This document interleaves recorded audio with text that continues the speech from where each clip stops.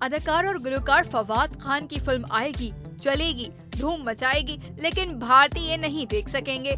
Pakistani superstar Fawad Khan की film अबीर गुलाल भारतीय हट धर्मी के बावजूद रिलीज के लिए तैयार, भारतीयों के मुंह लटक गए।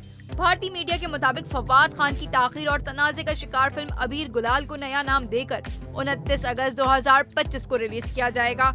ये वही फिल्म है जिसे भारत ने अपनी जिद और हट धर्मी के बाइस गैर मुअय्यना मुद्दत के लिए रोक दिया था। असल में ये फिल्म 12 मई को रिलीज होनी थी, मगर अप्रैल में मकबूजा कश्मीर के पहलगाम हमले के बाद भारत ने पाकिस्तानी फनकारों पर पाबंदी लगा दी थी। इस फिल्म में अदाकारा वानी कपूर और फवाद खान मरकजी किरदार अदा कर रहे थे। भारतीय सेंसर बोर्ड ने फौरन फिल्म को रोक दिया क्योंकि फवाद खान पाकिस्तान से थे। भारतीय मीडिया रिपोर्ट के मुताबिक अब अबीर गुलाल का नाम बदलकर आबीर गुलाल रख दिया गया है और ये भारत के अलावा पूरी दुनिया में रिलीज होगी, बिल्कुल ऐसे ही जैसे दिलजीत दोसांझ और हानिया आमिर की फिल्म सरदार जी 3 इंटरनेशनल मार्केट में आई और छा गई।